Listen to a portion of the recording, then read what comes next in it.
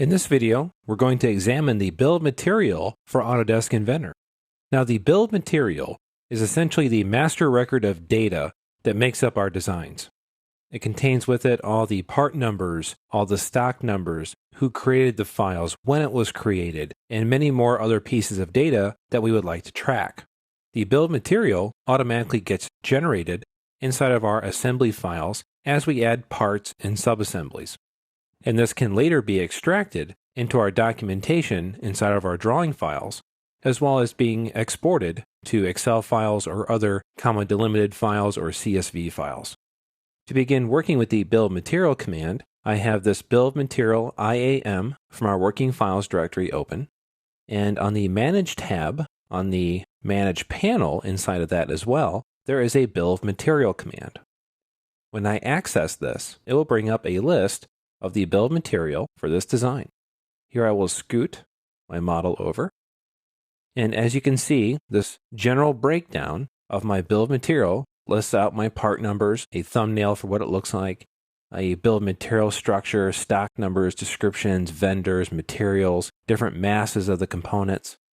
This is set up for each individual IAM. Columns in here might be different from one assembly to the next.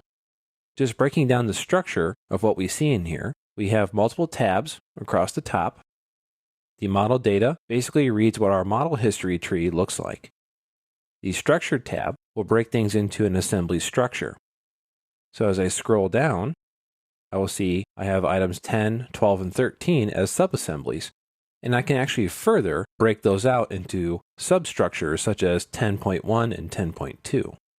The Parts Only tab ignores subassemblies and promotes all of our items up to the top level of the design. So there is no IAMs inside of the Parts Only tab.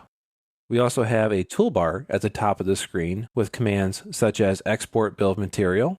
We have a sorting set of tools, column choosers, the ability to add additional eye properties, as well as row merge settings to control how our multiple quantities come together into this bill.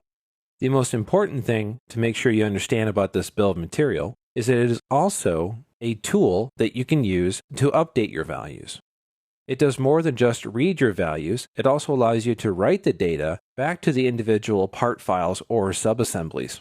As an example, if I scroll down and find the handle or smokestack to my little toy truck here, when it is selected, it will highlight on screen to show me that I have that handle there. If I fill something out, like the description, hit enter. It accepts that value. When I choose done and try to save the assembly, it will prompt me to also save the handle-90 IPT part file because I have made a change to the data of that file. Therefore, it has to also save down to that level. For now, I will just choose cancel. So this has been a look at the bill of material for Autodesk Inventor.